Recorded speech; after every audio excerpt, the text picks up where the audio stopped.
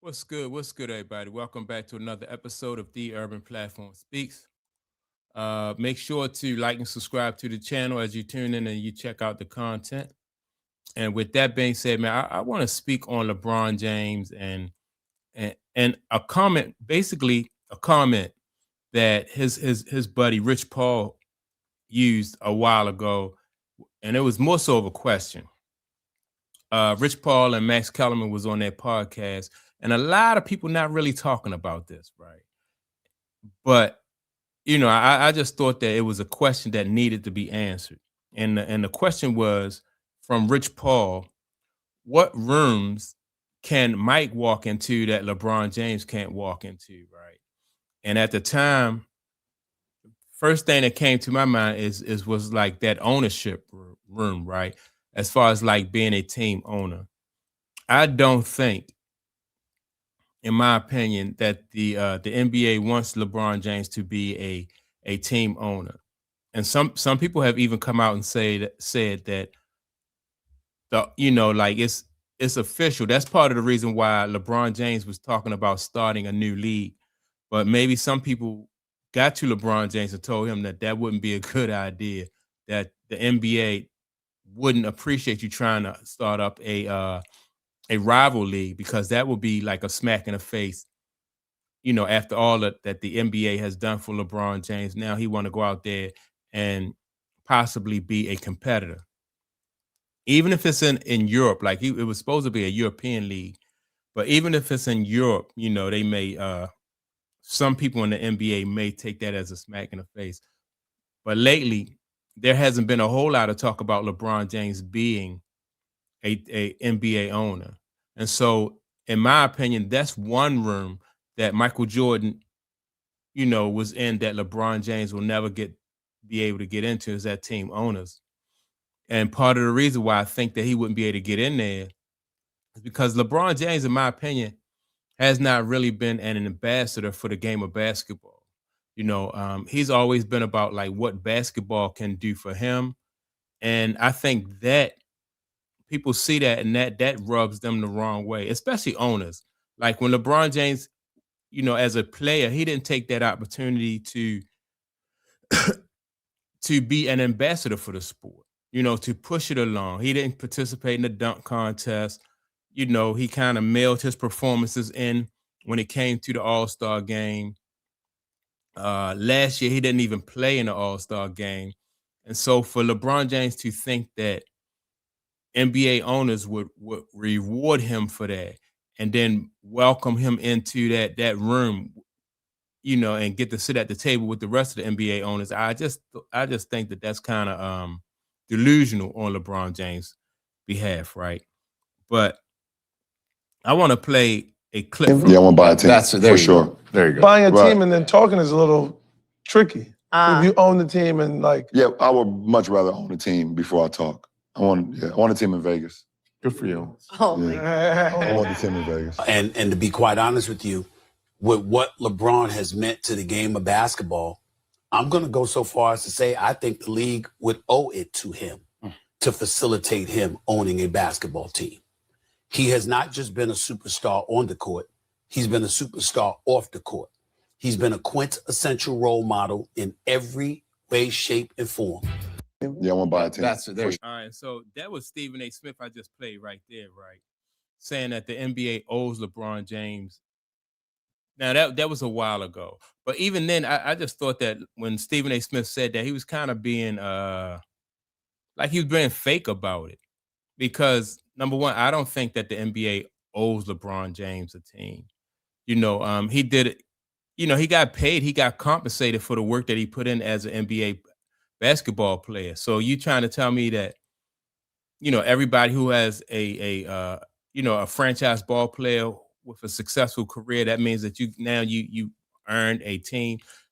I don't think they look at it like that. Like Steph Curry also made it public that he wants to, he would like to be an NBA owner one day. And whether he get a team or not, I don't know. But I just think that everybody, who has a really good career is not going to be welcomed into that fraternity of owners. And LeBron James, I think if you ask Stephen A. Smith that now, I think he would definitely say no, because Stephen A. Smith he later came out and said that LeBron James was the one who destroyed the dunk contest. Then he complained about the fact that LeBron James didn't play in last year's All-Star game, right? So I think Stephen A. Smith, when he made those statements, was basically being, like I said, just talking. He was being disingenuous, in my opinion, that if he thought that, LeBron James would be able to own a team.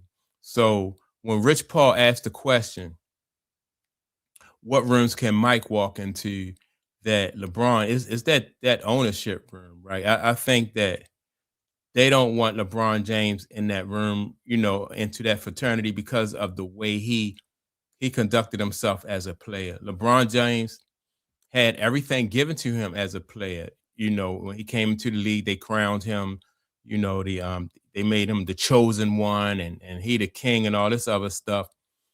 And what he should have did throughout his career was basically focus on getting his game better and winning, make that his main focus. And everything else would have fall into place, right? You don't have to, like his work would have shown for itself. And so you don't have to have like a media team and all this other stuff. You just let your work show for itself, just like all other great basketball players have done. They let their work speak for itself. That's why Mike Mike never gets into that GOAT conversation. Kobe, he never was a part of the GOAT conversation. Magic and Bird, they might comment on somebody else being a GOAT, but they don't put themselves into that GOAT conversation because they just, people going to debate back and forth, but the thing is, the strongest, like as a basketball player, your strongest advocate is going to be the fan base. And there's certain things that you have to do as a franchise ball player for the fans to put you in that category as one of the GOATs or somebody who was a great basketball player. And all of that is based on what you do on the court. It's like your love and your enthusiasm for the game pulls the fans in, right? And so if you don't exude that and you don't seem like you're the kind of player who just leaving everything out there on the court, then fans are not going to feel like strong enough to put you in that conversation. And that's why, you get so much pushback when LeBron James talk about he wants to be the GOAT. And just take any basketball player that was like really popular with the fans, like somebody, for instance, Allen Iverson. Now, Allen Iverson is definitely not in that GOAT conversation, right? But Allen Iverson just has like such a strong following, even years after he played, not just in Philadelphia, but all over the NBA. He just got fans, NBA fans all over the country, all over the world, just because of the way his style of play, how hard he played, and what Allen Iverson meant for the game of basketball. That's what fans. That's the kind of energy that fans would push. And Mike put that into the game. That's why the fans like Mike. Kobe Bryant, he put that into the game because, and Kobe has a really, really large following. But it's not about having a media team, because it's like how you get elected is through your constituency. You might have like peers, guys who play with you who appreciate your game and like your game and stuff like that. But it's the fan base that really started pushing back on LeBron James when it came to GOAT status. They was the first ones before any basketball player was publicly willing to say that LeBron James is not the GOAT.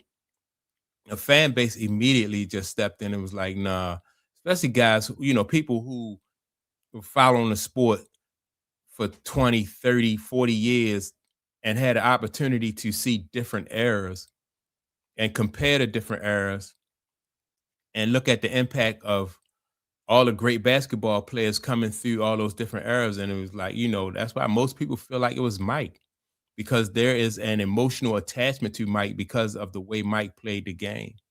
And LeBron James don't have that. LeBron James tried to he tried to manufacture that.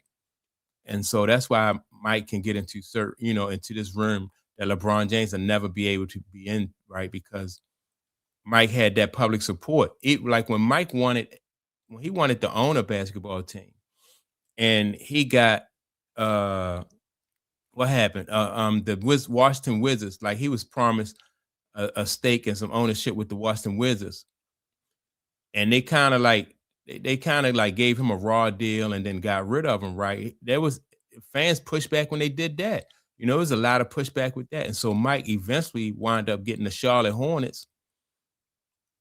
But I don't think it's going to be a whole lot of pushback, when LeBron James gets turned down for an NBA team. And I think that LeBron James, that is over with for LeBron James. I don't think, that dream for him is come to an end, because I don't think he he's not going to get a team. And I think that if he try and go and start a league somewhere else, there's probably going to be some repercussions and some consequences behind that. So that's my take on it. If you can think of any other rooms that Mike is in, or that Mike can walk into that LeBron can't, then, leave a comment. Another room I think is the fact that Mike is undefeated when it comes to championships. So Mike's sitting at a whole nother table, when it comes to, like being undefeated in championships. I don't know if maybe him and Bill Russell. Bill Russell got 11 rings. I don't know that Bill Russell lost a championship. I'm going to look that up.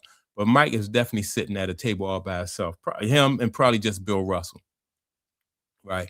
So, with that being said, man, y'all make sure to like and subscribe. Don't forget to leave a comment, and I will check you all out in the next video. Peace.